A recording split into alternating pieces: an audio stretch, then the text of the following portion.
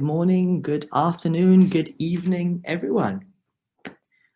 We're just going to give it a minute or so, and then we're going to kick off with an exciting session in conversation with Claire Riddle.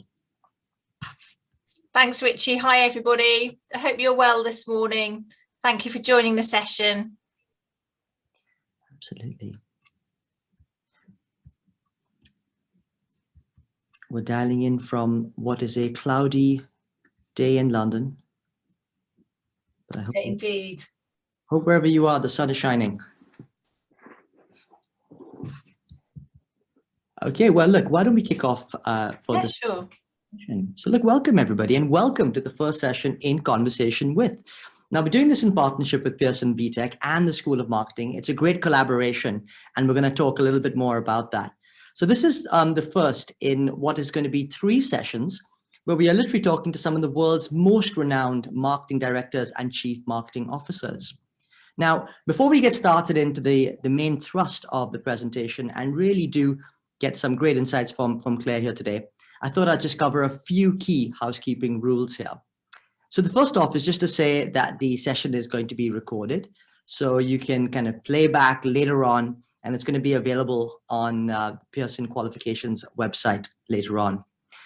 If you have any questions for both myself and Claire, please feel free to actually use the Q&A box that you would have as part of the window on your screen. And I will try and pick up as many questions as I can as we go through this webinar and this talk.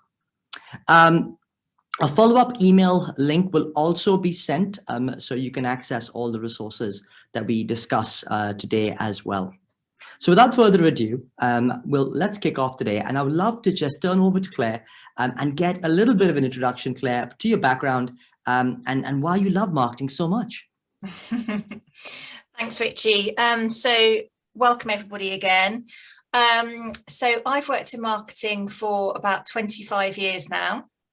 And I originally did a business degree, and we had a choice of a number of different specialisms to go into, one of which was marketing. And I found that I just loved the marketing part of the degree, all of the modules and the different units that we studied. And actually we'll come on to talk about very similar units that are part of marketing and marketing plus today that I actually originally had in my degree a number of years ago. So just briefly, in terms of my background, I have worked in B2B marketing and business to consumer marketing in a range of different industries, and that includes mainly media. So I've worked in TV and also in newspapers. I worked for the Times and Sunday Times for a long time, and most recently for Hearst magazines, so publishers of titles such as Harper's Bazaar, Cosmopolitan, Esquire, etc. And for the last 5 years, I've been working at Pearson, and I have to say that it's the marketing role that I've enjoyed the most in my career. And we'll go on to talk about some of the things that have contributed to that as I go through my discussion with Richie now. So had a passion for marketing from a very young age, and really followed that through and had the opportunity to work at some great companies and put what I learned into practice. And that's a very important thing, something that I always say to people who ask me marketing advice. Everything you learn in terms of the marketing principles and then into the practices, but particularly the principles, you will use throughout your marketing career. If I ever get stuck on anything, I'll always go back to basics. You can always do that with marketing. And that's why the understanding of the marketing principles are so fundamental. So I think that then links through to the BTEC. We explore many of those, in fact, all of those fundamentals in the BTEC. And then there are a number of optional units as well in the BTEC that you can study, which give you additional information that you will need or might need if you want to specialise in your marketing career.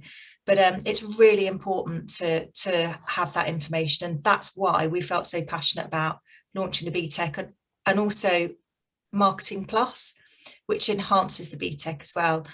We'll come on to talk about that in more detail. But I would say that's critical, and that's always stood me in good stead in my career, always going back to basics when you have a challenge. You know, Claire, so you've really sort of worked across multiple sectors, super brands that you've just named there. And of course, a career that's spanned a number of decades as well. So, you know, we're really talking to someone who's been there and done that, and clearly, you know, continuing to do that as both a practitioner, but also then leading what is, you know, the next era of marketing education, BTEC and BTEC Plus. So thank you so much for your time. So I want to get us started here this morning. Really talking about two kind of core aspects of what we're going to cover. So the first thing is, as kind of Claire alluded to already, we're going to tell you a little bit more information about the purpose and the elements of the BTEC that are going to be really important, and also talk a little bit more about Marketing Plus, and why that actually helps as an invaluable resource to support any learner going through that BTEC qualification. But in addition to that, I'm really going to grill Claire on trying to get some of the real insight happening in today's context. And that will just be massively useful when speaking to learners, or if you may be currently teaching on a marketing program, just really give you a sense of what is happening in the market today, which will then help you to enhance and give you the confidence that you're teaching really the right stuff in that environment. And we're going to really cover, as Claire alluded to, principles of marketing today. And then in the other webinars that we have coming up in the next couple of months, we're going to go and deep dive into further topics in marketing. So in essence, we're going to look at the marketing process as a structure, and you can't start anywhere but with the customer.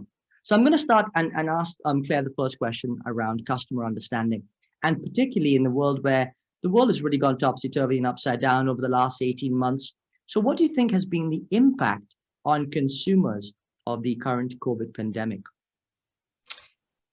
So I think consumers have been impacted the world over, and that's accelerated some of the macro trends that we've seen happening across the world. Most notably, the advancement and the acceleration of the use of technology. And in education, and many of you will be working in education, we've seen the acceleration of the move to digital learning resources and online teaching. So I think the biggest challenge that we've seen in the education community is this swift move to online, and the need to be effective in teaching and learning to all different types of learners. And that, I think, is very interesting when you look at the different types of learners that you have, because you have to adapt your strategy to make sure that the teaching and learning that you're giving is effective to all learners. We don't want any learner to be left behind. So there's been this huge acceleration to digital because people have been at home.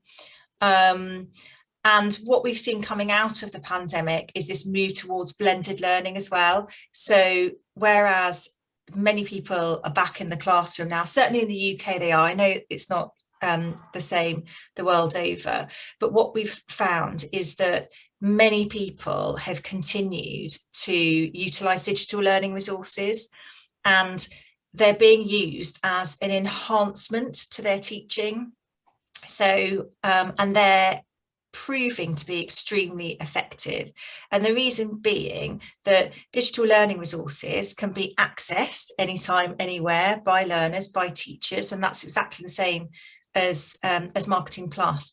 But they have the ability, I think, to draw people deeper into the product as well through the nature of the content that's on the digital resource. So Marketing Plus, for instance, has got a huge amount of video content, case studies, interactive sessions, and through COVID we were heading that way anyway in terms of our digital learning resources that we were making available, but also the digital learning resources that teachers were using globally. But what this has done is this has accelerated that, and what we're seeing now is that many teaching professionals are using this blended teaching route, which seems to be extremely effective and very much welcomed by learners in all different areas of the globe. One of the one other point that I was going to say that we have noticed with COVID, especially in education, is those learners who haven't had the ability to access digital learning resources because they haven't had the tech at home. So that has been a huge challenge. And as we know, some governments have invested in making sure that every learner at home does have access. We know that there are huge challenges, though, the world over, with certain learners who just haven't been able to have access. So what we're doing now is working with a number of countries and a number of organisations on how can we get those learners to the place they need to be in their learning journey, because they may have missed chunks of learning. So I think there's been this acceleration, but also we need to make sure that we don't just continue for those learners who haven't had access. We need to make sure that they catch up, and then we move forward, all of us together. Claire, what a fantastic perspective on that, and I completely concur. You know, there has definitely been a massive transition towards more digitization. Whether you look at sort of more traditional communications and marketing, moving to more digital channels, right through to the customer experience and way people actually engage with your propositions. And I think the role of hybrid learning, particularly in the context of education, is absolutely where it's at. I want to ask a little bit and dive a little bit deeper into that concept of hybrid learning, and more specifically around the role of bite-sized learning, particularly in a digital context. I mean, do you have a point of view on how consumers or learners are consuming that type of digital content, and whether we do need more bite-size or maybe perhaps more long form? What's your perspective on that? Yeah, sure. So my response is it's what meets the needs of consumers. And we know that through our global learning survey that's been going for a number of years now, and especially in the most recent survey that we've done this year, that learners are telling us across the world that they would like to have the ability to access learning anytime, anywhere, and in bite-sized chunks. It fits much better into the lifestyles that we all have today. So we're busy, some of us are at work, or we've got responsibilities, got families, we're doing all of these different things, and we might have a moment spare. And many people want to use that moment or that time when they might be traveling or just have a spare hour to learn, to improve their knowledge and also the skills that they have in a certain discipline. And having access to modular content on a mobile or through a tablet or desktop is what people want. And so we've seen that more and more over the last couple of years, and certainly what you will see from educational providers and certainly from Pearson is that there will be this bite-sized content, and if you can't do a full-size program, you can stack it. So you might be able to do some over a period of time. That gives you a certain amount of certification, and then you can go on after that and then top up to perhaps a full-size program. And we'll also be looking at certification for those particular chunks as well. So there's loads of work going on at the moment where we're researching the market and making sure that our products and services match what the market is saying that it needs. Oh, I mean, fascinating. I mean, I think the term I use is in the gaps. You know, people are looking for some time when they can actually consume that content and actually golden nuggets, as it were. Absolutely. Anytime, anywhere. That keeps, in all the research that we've done, people keep coming back and saying, we want to learn anytime, anywhere. And yes, so we're certainly going to enable that and make that happen. All right, fantastic. I want to also sort of when you think about the way to segment your various markets, because clearly that's part of the challenge as we have as marketers. I mean, the concept around lifelong learning, and a huge opportunity for perhaps loads of people on this call, is the ability to actually foster lifelong learning and actually get people to constantly upskill and retrain. What's your point of view on that, and how best do you sort of tackle sort of lifelong learning, as it were? How do you break it down into different customer groups and identify their needs?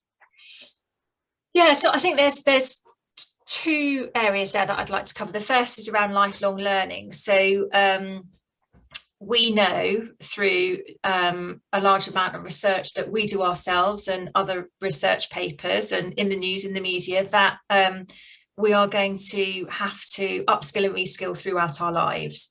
And that might be upskilling and reskilling within a particular industry, or that might actually mean a transition to another industry. The world has changed, and careers are changing, and people will go on to have, you know, second and third careers. We know that. So we need to make sure that people have the opportunity to upskill and reskill throughout their lives. So what we do as a learning company is we provide learning content that suits customer needs. So when we provide content for, well, all the way through actually primary into K-12 and then into higher ed as well. But also what we're doing is we're looking at all of our content that can be made available to adults, and we're looking at that, breaking that down into bite-sized chunks aligned to particular knowledge areas or skills areas, and then making that available. So what we are providing now is content to individuals that suits their needs much more than it ever has done in the past. And there's a reason for that, I think as the world's accelerated, and there's a lot of change out there, but we're managing to get information back to us in terms of how those habits are changing much, much faster, which allows us to respond much, much quicker. So we have a forecast, and we can see how we believe, based on the information that we've got, that our learning provision needs to change, certainly over the next 5 years. And so we're on a pathway to achieving that and delivering that, and making that available to young people, but also to adults as well. So yeah, it's really, I think it's really exciting for individuals. And you know what you talked of there was the need to have a personalized sort of experience based on a need and based on what really will engage the learner and will be most valuable for their learning. And it's those sort of ingredients that are coming together to really create a lifelong learning track where you can do that, and you can kind of have that cradle to grave sort of way as people need to upskill and reskill in different areas as they move through their careers. Absolutely, yes. I want to pick at that a little bit, and particularly in the world. I mean, clearly Pearson is going through a huge digital transformation at the moment, and you know, some of the announcements around the various products that you have are actually certainly moving in that direction. One of the big advantages of digital is being able to, as you say, understand your customers quickly in an agile way, really understand their behaviors. What are some of the ways in which you can use digital to be able to better understand, say, learner habits, how learners are engaging with the content, and then be able to then sort of have an adaptive approach to the way that they're engaging with things? So I think there are a couple of points that I'd like to talk about there. So it's easier to access individuals. So we've got more ways of communicating with each other. So people can communicate with us via social media. We can have research groups that we're tapping into all the time through websites. We can be sending out digital questionnaires, which we might get responses for over a period of time. That might be done through email. So we've got individuals that we're within research groups that we're immediately in touch with, and then we've got other groups that we can rely on to get information from, and that's because of the advancement in technology, and I'm sure that's going to continue over time. So the ways that we get information from people, I think, will become even more varied in the future, and obviously there'll be different types that will be more effective for different types of research. And then also you've got the analytics tools that you can use to understand consumer behavior. So we use Google Analytics an awful lot, and that's to track responses to our marketing. So that's from click through to how do they get to our site, then onto how might their behavior be on our site. And then what we'll do is we'll see particular trends from particular groups of people. And then what we do is we work very, very closely. We're very lucky, we have a media agency that we work with, but we work with that media agency to identify particular traits within those groups who might be coming through and behaving slightly differently on our site. And that will be linked to mainly demographic information that will be provided to us through the social media companies, because we do a huge amount of social media marketing, but it can be through others as well. So I would say that there are 4 different ways that you can look at your consumer base. So, and we tend to look at it in those 4 ways. So it's demographic information, so age, sex, geography, lifestyle information. So what might they, how often might they go to the gym, the shopping habits, when did they purchase, etc. Attitudinal information. So how do they think and feel about education, perhaps, or bite-sized learning, or digital gadgets. And then also behavioural, so how will they behave in a certain scenario? And a lot of that is we determine through looking at patterns of consumer behaviour in terms of how they interact with our content digitally. So it's 2 parts to it, really. We've got much better access to consumers through digital technology, and much better understanding of our consumers through the research that we can do.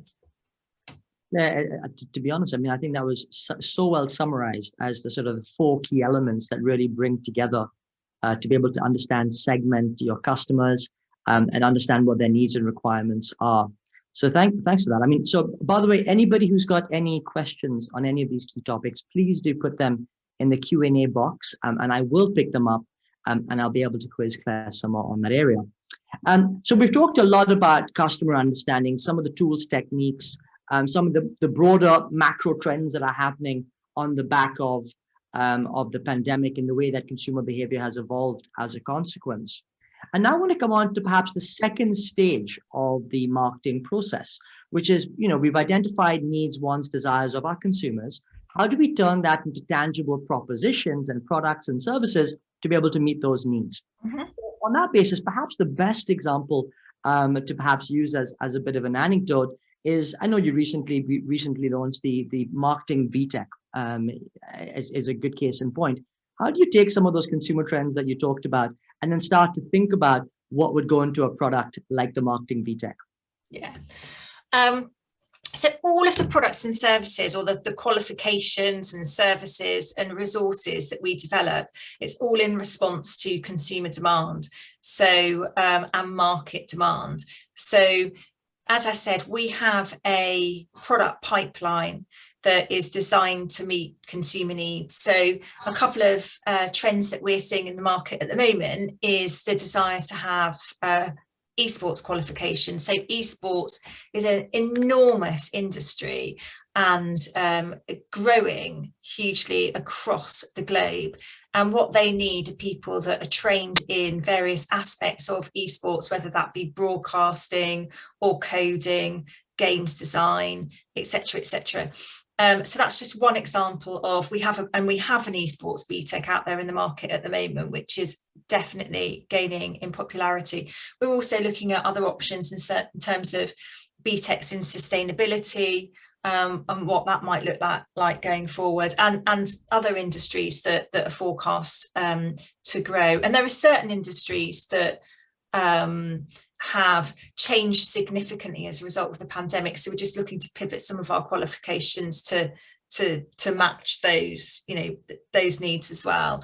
Now, marketing, it's a discipline that's been around for a very long time. It's changed enormously. Marketing is critical to any business because it's the understanding of your customers and their wants and desires, and the ability to produce products and services that meet them but also it's about communicating with those customers so that you're touching the right point so that they have an awareness of that particular product, and then you're taking them through the journey. So awareness into interest. I'd like to find out some more information. Perhaps I'd like to trial it, and then into consumption. So, and marketing's, as Richie and I have been talking about, I mean, it's evolved hugely, hasn't it, with the advent of digital tech and everything changing so fast, and social and everything.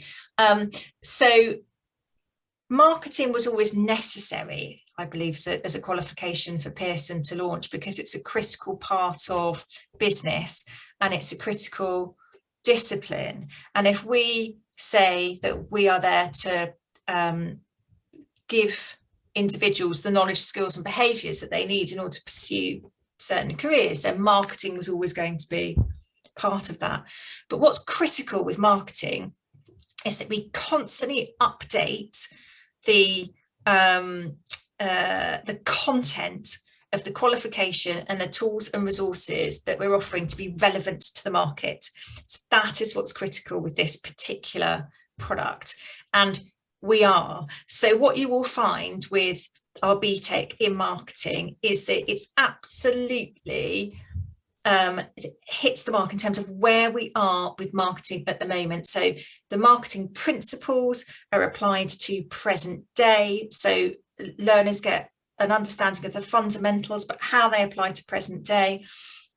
There's a certain section of it which talks more in depth about digital marketing, the advent of social media, some trends that we might see happening in the future.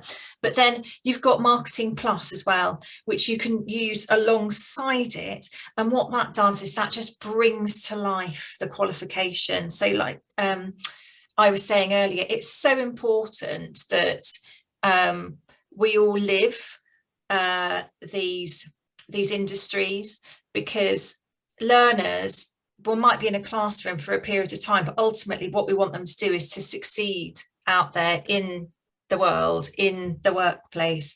And if we can provide them with tools which enable them to see, real time, but also in real life scenarios, what's happening out there, then they're going to have more skills and go into the workplace with those skills and experience, and therefore they're more likely to be a success because they've got their skills, but they've also got the experience and the confidence.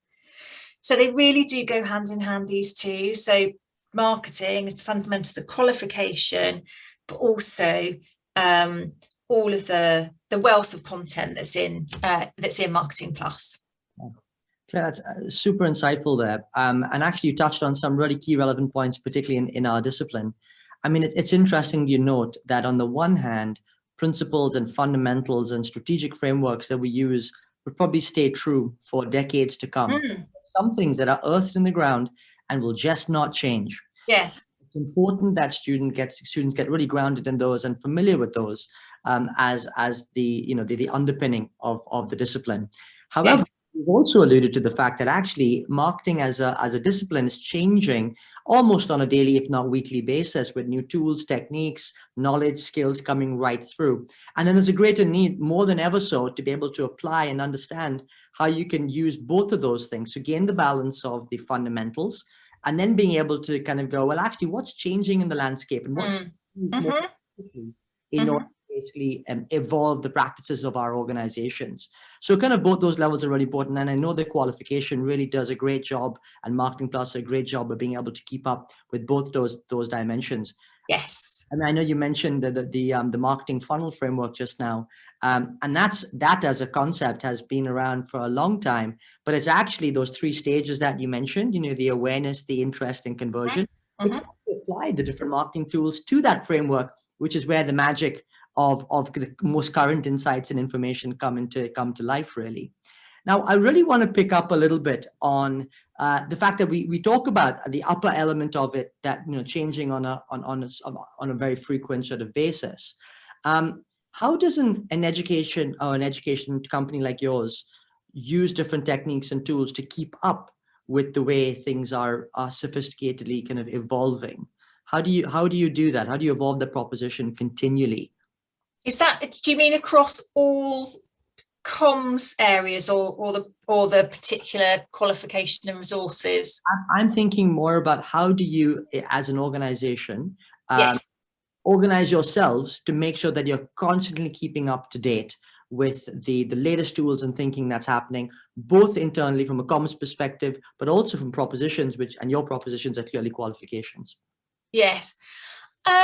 So in a number of different ways, and that's why it's very important to look outside of your organization in terms of what's happening in the marketplace. So we do it in a number of ways. So from a marketing perspective, I think it's really important that everybody in the team, including myself, has got access to the latest advice, guidance, case studies that are happening in marketing. So everybody in the team has is signed up to particular organizations and has access to certain subscriptions, and you can see we get bulletins on a daily basis telling us, you know, what one company is doing versus another one, and that's across all different types of industry. So from a marketing perspective, we keep up to date as marketers on that front across I would say absolutely every single area of marketing. So that's really, really important. And then from a qualifications perspective, we constantly talk to educators, employers. We design all of our qualifications with employers. We work very closely with professional bodies, very closely with government. And then also we're talking to learners and parents at the same time. So, and educational leaders. So we do it on two fronts. So we have the marketing perspective in terms of, I would say we do have our finger on the pulse in terms of what's happening from a marketing perspective. How's that industry changing? What might a new tool be? And I would say to people, sign up to something called Social Media Examiner, because it's social media that's changing dramatically, I would say week on week. And what we have access to is something called Social Media Examiner, and that tells you of case studies and tools that are coming up all the time. And that's a very, very useful source of knowledge. So we have all of that, and yeah, it's about making sure that you're looking outside and you're bringing that knowledge in. Yeah, I couldn't agree more. I mean, interestingly, I mean, organizations like Spotify have adopted things like Agile Methodology into their marketing functions, which effectively mean they come up with sort of small Scrum-based teams, which are able to just respond very quickly in a very empowered way to make changes rapidly as things evolve in that landscape. Is that something that you're familiar with? Definitely familiar with. I think that we have another part of the business that develops propositions which are taken directly to consumer. So they will be able to work in that agile fashion. So you notice the consumer behavior. It's a digital subscription that a lot of learners are signing up to in the US, this particular product, sorry, that I'm talking about. I should have introduced it. It's called Pearson Plus. And they can pivot. They can look at customer behavior and they can pivot to change packages, price points, messaging, very, very agile. I think with us, because we're talking about qualifications, education, definitely and provision, we definitely have a better view of, as I've said, our customers. And I would say that we understand and we take to market what we learn a lot faster. Can we work in the same agile fashion as a direct-to-consumer business? No, because of the nature of our business. But you know, that might well change in the future. Look, things are changing faster and faster. In education as well, you know, it's an industry where people are going to move across. I'm sure, as we're saying, you know, in the wider industry, there's going to be 2 or 3 careers in lifelong learning. So the pace of change is getting faster. I would say we're not quite as fast as our B2C colleagues. Well, guys, watch the space. See how it evolves. But there's two things that are really kind of coming through in the subconscious here. And this is kind of goes back to the heart of what marketing is all about. So the first thing that Claire really shining through is the need for speed. Because speed brings agility. Things are constantly changing faster than ever before. So we need to be able to adapt and be plugged in, ear to the ground, plugged into those various stakeholders you described, and then being able to adapt in a rapid sort of way. But I think the second element that's really shining through from a marketing perspective is the need for relevance. That was very much on the top, the top of when we started, around the way that learners are changing, their multiple careers that they're having, and we need to always just keep our propositions, both changing, evolving at speed, and making sure that they're relevant to the consumers in which we're trying to serve. Guys, look, I want to move away from propositions now. I'm going to take you through the whistle-stop tour of the marketing process here. And I want to come on to what people are commonly known of what marketing to be, which is the communications function. Although I'm hoping we can debunk some myths that were not just communications and were much wider than that. But let's start right there. Why is there this perception that marketing is just only about advertising, Claire?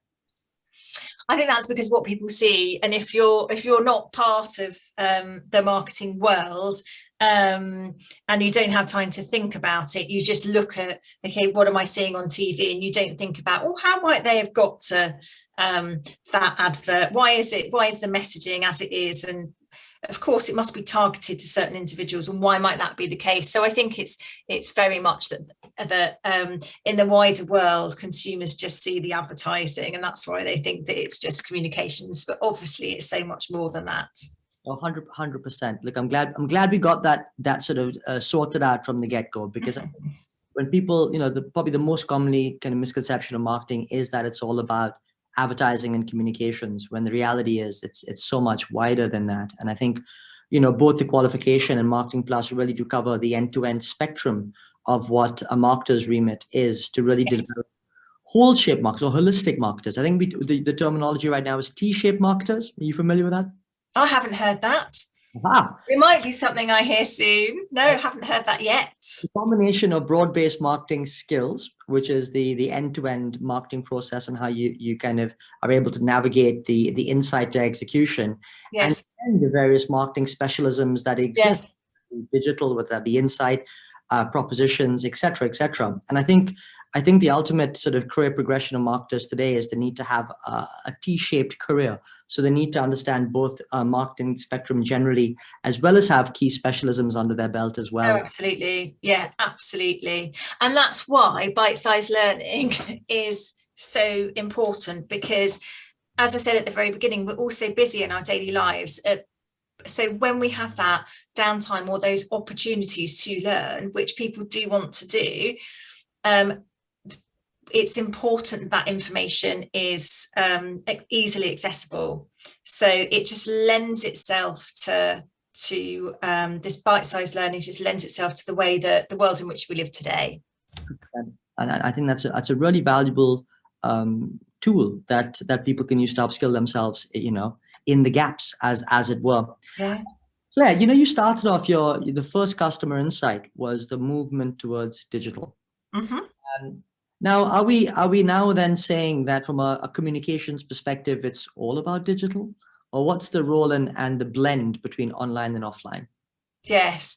So it's interesting, because I do get asked this question a lot. And I think you need to, well, those on the call, you need to think about it slightly differently, because the communication that we use to reach an individual depends on our segmentation. So what we will do is we'll look at our market, and we will have segmented it, and we'll have certain target audiences that we'll put a value to. So we'll understand how much more different target audiences are worth to us based on the research that we've done, and then we will have an understanding of how much are we going to spend on communication with those different target audiences. And actually, and you hit the nail on the head, Richie, it's what's relevant to that audience. So, but not just in the words that are said and the market, the communications and the proposition, but in how they're reached. So it may be that the best way of reaching certain individuals is offline. So, and it might not be online at all. It really depends upon those particular individuals. So that's what you need to take it back to the whole time. It's about communicating the right message in the right way. And don't try to get too bogged down with, is it digital or is it not? I get asked it all the time, and people say to me, gosh, all your marketing's moved to 95% might be digital. Do you think that 5% is going to go? The likelihood is that more and more of the communication tools that we use will be digitally based, but that doesn't mean in every case they're going to be digital. And it doesn't mean that moving forward, consumer behavior isn't going to change. And some of the ways that you might want to communicate with people is non-digital. I mean, someone told me, and we didn't do this actually, but someone said to me recently that direct mail, the response rate to direct mail has increased significantly. And that's because people, especially amongst young audiences, because they're not used to getting posts through the door. And that's something that was really engaging to younger audiences. So there they've managed to cut through, the advertiser or the marketer has managed to reach that audience very effectively. It's more expensive to send direct mail, but certainly if the response rate is higher, then that could be something that's more effective, for them in the long run, whatever that product or service be that they're trying to get that particular individual to consume. So it's all about the audience that you're trying to reach. Don't worry about boxing the communication into digital or non-digital. I love that. I think that just, that really debunks a lot of that sort of polarization that takes place across our industry. Yeah. I always my one-liner on the audience aspect is just be where your customers are. I mean, yeah, exactly. If you can do that, it's irrelevant through what channel. It's actually just trying to reach them in an engaging, creative sort of way. And actually, one of the other things, and perhaps a very contentious question, is around, is TV dead? Right? Is that kind of the common one that I typically get asked? And actually, if you look at the stats and you look at the figures, in terms of reach, which is broad-based marketing, reaching your audiences through and through to get to as many eyeballs as you can, still is a dominant channel to be able to use.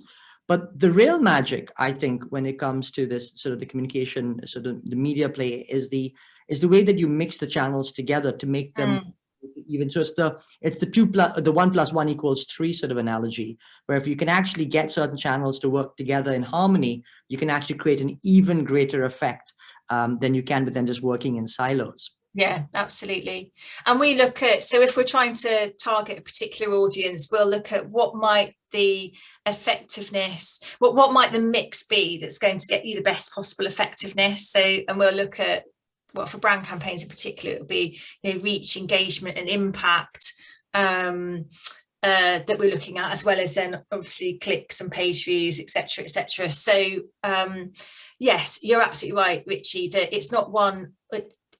Very, very rarely is it one or the other. It tends to be a mixture of routes, and you'll want some advertising to be impactful, and then you might want something to be that you want people to respond to. So yeah, and that might be to the same individual, but you'll use different techniques to reach them, and you want them to respond in different ways to certain types of advertising. And I think it's interesting because you're right about people talking about TV and is TV dead, and I think so I think the answer is no, and it's just about being really true to ourselves about how we use television now. So TV advertising can be used very differently to how it was before. So it used to be used just as a brand tool. Now it's used much more for direct response, and people can interact with advertising on television now, which they could never do before. So there's that nature that the medium of television advertising has changed now, and the nature of our consumption habits have changed when we watch TV, so it's much more fragmented, many more channels, still those key watch moments, whether it's the Super Bowl, the FA Cup here, or it might even be something that, a particular series that's popular in a particular country. So they may not have the viewership they would have had a few years ago because people were more limited in their choice, but they still have a large viewership. So it's just about, once again, it comes back to where are your audience and how do you want to reach them? So TV may be one of those channels through which you want to reach them, or it may not be. It's all about looking at that audience, what's the most effective way of communicating the message, and what's the most effective way of reaching them, and TV may or may not fall into that. Brilliant. And Claire, the underpinning of that is exactly what you just said at the outset of this little segment that we talked of, which is the need for commerciality to feed into that decision-making process. Yes. And so you alluded to the sort of the customer lifetime value approach of picking out your segments, understanding what value could be returned to you, and as a consequence, making broad decisions about how much you can spend on those particular segments, given the sort of the ROI that you're looking to get back. So I think, really important to note that marketing, actually underpinning everything that sits in marketing, is that broad commerciality of really being able to understand how and what we can then gain back as an organization. Yeah, absolutely. Yes, you've hit the nail on the head there. I mean, this is all about you invest in marketing as a business to see a return, whether that be short-term, long-term, or it might be increasing the brand value, or it might be a direct response campaign. But you've got to always have an understanding of you're spending this much money, what do you hope to get in return, and what's the ratio there as well. Completely. Look, we're into the last segment of our whistle-stop tour around the marketing principles, and we're going to come on to distribution. One of the most important aspects of things, clearly, and again, I'm sure digital in our context plays quite an important role within this. And you spoke a little bit and alluded to the likes of D2C. Can you elaborate a little bit on what D2C actually is to begin with, and how it sort of maybe competes with the more traditional lines of distribution? Yes, so D2C is direct to consumer, and with the acceleration of digital, then many more organisations are having direct links with their consumers, whether it's your it could be your high street retailer. You would go there shopping at the weekends, but actually now you've got a transactional relationship with them through their website, or it might be with a restaurant or a gym, or the world has changed, and organizations have the opportunity now to have direct relationships with their customers, and that works effectively in a number of different ways. That means that they're building their brand value with the customer. That means that they can incentivize them to transact more with that particular brand or company. So there's a huge amount of investment that brands are putting into having this direct relationship with consumers, and you can also take that consumer through their lifetime with you. It really it depends what that particular brand is, whether or not it's a car brand, or it could be an education brand that you want to take through your life cycle. So what you will see is that many more companies will want to have those direct relationships with consumers moving forward, and they are. Yes. So absolutely, no doubt. I've got a small theory on this, which basically is he or she who is closest to the customer wins the most. Yes. And it's really important. I mean, so you get, and this happens on a number of levels, right? If your direct relationships with the customers, they form the strongest bonds or emotive ties with your brand, they're more likely to purchase from you because you're more front of mind and you're ingrained in structures. You're more likely to learn more about those consumers and what their needs and wants are than someone who's a bit further away and further afield from them. So I think the role of D2C is extremely important. And would you say D2C is closely linked with e-commerce? Yes, of course. Yes. So, I mean, D2C is the direct relationship with your consumers, and e-commerce is the channel through which you purchase. So, and once again, the purchase process needs to be as easy and simple as possible. One-stop shop, we just go through, and it really takes no time at all. And I think you can see that where we're storing bank details and all our other details, that sometimes you can go on to particular sites and really it's just a click of a button and you've transacted with them. So it's one of the things that brands need to do, or companies need to do, is make sure that the experience that customers get is really second to none. And I think this is where some organisations have tripped in the past by the experience they offer the consumer when they transact is not the same as the experience that particular consumer might have on their website or in a store or wherever that might be. And I think companies are realising that now, and the e-commerce process is getting much better. But the first thing in any digital scenario that a company needs to do is make sure that the experience that the customer has is second to none. So I think that's a super relevant point. And I think just being slightly more tangible in terms of seamlessness, because that, seamlessness in many respects can, what is seamless and what is the best experience is obviously down to a context. I think just, to kind of elaborate a little bit on that, I mean, it comes down to the need to remove all barriers that exist between your consumer kind of identifying a problem that they may have, right? Yes. And being able to then engage with your brand and fulfill the service or function that they wanted to do with your brand in the most seamless way. So it's cutting down the length, and that's direct to consumer, right? So you're cutting down the length between the problem and the solution, and then you're just making it as seamless as possible for them to do it. And I think if you do that, then actually you're, and I think Amazon is a great example of this, just how easy it is to transact with that online brand across multiple channels in a seamless way. It's a good is a bit of good context there. I know we're sort of kind of wrapping up here. I just want to ask one final question related to e-commerce, and that's the role and future of social commerce. And where do you think that's going to go in relation to how people are going to transact with brands? It feels like it's an area. And maybe a little bit about social commerce in the first instance, and then perhaps lend a view. Yeah, I think it's going to grow as a route to market. So we can see that, certainly through one of the routes that we've been looking at recently is Instagram. But if consumers now have obviously direct relationships with, you've got your Facebook, your Instagram, your TikTok, whatever that might be, and there will be other social platforms which come in and might have different technology and offer people different experiences, and then they might become more popular than some of the better known social platforms that we have. But it's always been in the back of the minds of the social media organizations that they want to have a direct relationship with customers, because like you said, that's what everybody wants.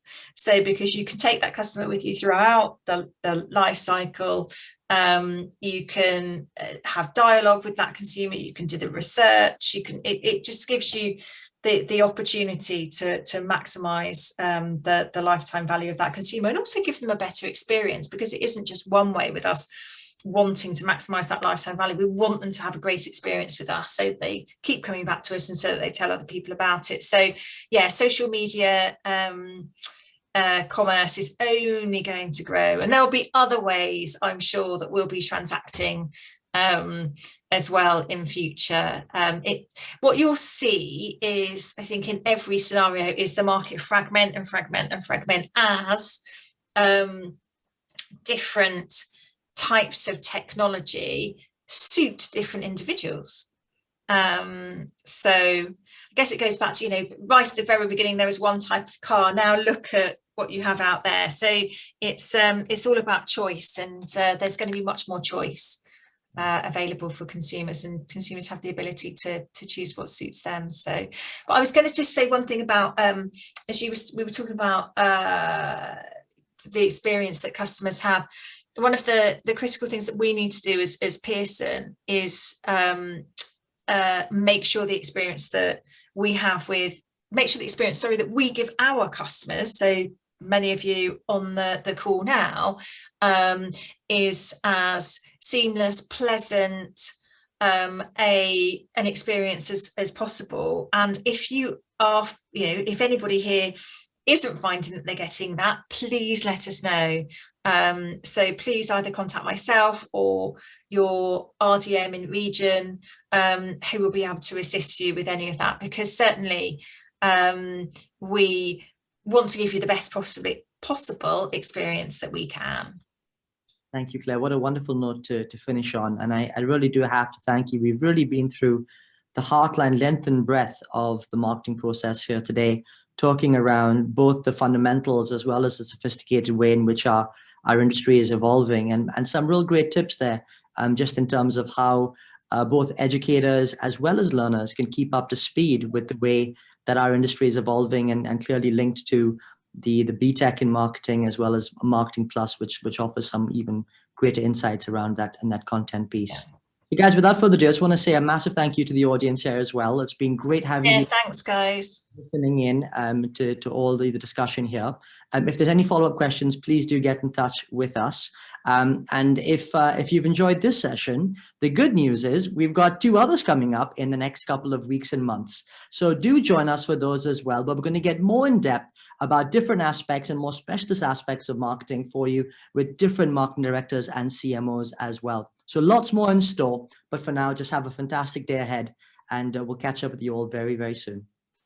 Thanks so much, everyone. Thanks, Richie. Yeah.